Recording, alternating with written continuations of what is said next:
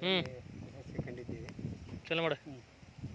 ಬಂಧುಗಳೇ, ಆಗ ಒಂದು 10 ನಿಮಿಷದ ಹಿಂದೆ ನಾವು ಹುಳಗಳನ್ನು ಪೆಟ್ಟಿಗೆಯಲ್ಲಿ ಹಾಕಲು ತುಂಬ ಶ್ರಮವನ್ನು ಪಟ್ವಿ.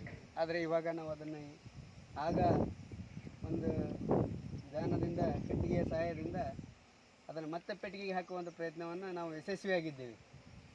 ಜೇನುಹುಳಗಳು ಆದರೆ ಅವು ಕೆಲವೊಂದಿಷ್ಟು ಹುಳಗಳು ತುಂಬ ಕಡಿದು ಅನಿವಾರ್ಯ.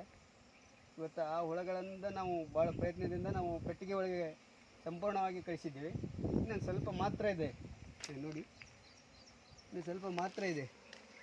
ತುಂಬ ಖುಷಿ ಆಯಿತು, ಭಾಳ ಬೇಜಾರಾಗ್ತಾ ಇತ್ತು ಆ ಹುಳಗಳು ಎಲ್ಲಿ ಮತ್ತೆ ಬೇರೆ ಕಡೆ ಶಿಫ್ಟ್ ಆಗ್ತವೆ ಅಂತಂದು. ನನಗೆ ತುಂಬ ಖುಷಿ ಆಯಿತು ಇಂದು ಈ ಹುಳಗಳ ಪೆಟ್ಟಿಗೆಯಲ್ಲಿ ಮತ್ತೆ ಸೇರಿದ ನಂತರ.